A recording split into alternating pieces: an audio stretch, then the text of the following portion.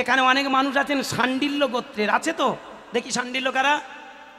বাহ বাহ বাহ, শাণ্ডিল্য।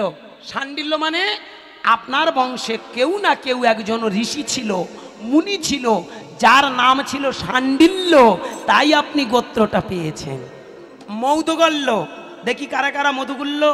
বেশ, হ্যাঁ বাবা, মধুগুল্য নয়, উচ্চারণটা হবে মৌদগল্য।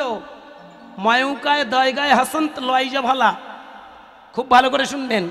মৌদগল্য, এটা আমরা সচরাচর মধুগুল্য বলি। কেন জানো মা? এই দেখুন, যেমন গেলাস, উচ্চারণটা হবে গ্লাস, কিন্তু আমরা বোঝার সুবিধার্থে আমরা বলে ফেলছি কি গেলাস। উচ্চারণটা মৌদগল্য, কিন্তু উচ্চারণটা করছি মধুগুল্য। দোষ কিছু নয়, একই বিষয়। তাহলে আপনারা কোন মুনির বংশধর? মৌদগল্য। আপনি শাণ্ডিল্য। শাণ্ডিল্য, ভরদ্বাজ, আত্রেয়, সাবর্ণ, বিভিন্ন যে মুনি আছে তাদের রক্ত ধরে এসেছি বলে তাই আমাদেরকে বলা হলো আমরা সেই মুনির বংশধর। তাহলে ভাবুন তো মায়েরা, আমা, আপনি মুনির সন্তান, আপনি ঋষির কন্যা। আপনি কে তাহলে? ঋষি কন্যা। আমরা কারা? ঋষিপুত্র। এইবার ঋষিদেরকে প্রশ্ন করুন, তোমার বাবার নাম?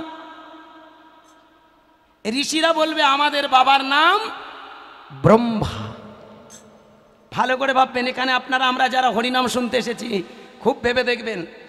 ব্রহ্মা থেকে যদি মুনিরা হয়, মুনি থেকে যদি আমরা হই, তাহলে ব্রহ্মার রক্ত তো মুনিগণের গায়ে, মুনিগণের রক্ত আমাদের গায়ে। কি? আমার ঠাকুরদার রক্ত আমার বাবার গায়ে, আর বাবার রক্ত আমার গায়ে, তাহলে ঠাকুরদার রক্ত তো আমার বইছে নাকি? কি বুঝাচ্ছে? ব্রহ্মা রক্ত যদি মুনিগণের গায়ে থাকে, মুনিগণের গায়ে যদি রক্ত আমাদের সবার ভিতরে থাকে, তাহলে আমরা কি ব্রহ্মা নই? একই রক্ত। কথাটা খুব ভালো ভাববেন।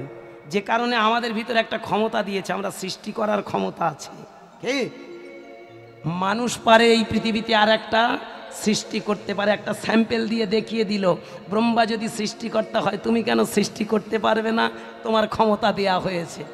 দেখেছেন, একজন আর 20-25টা করে বাচ্চা আছে তো। ফেসবুক খুঁজবেন, ইউটিউব সার্চ করবেন, কার কটা গুনে নেবেন।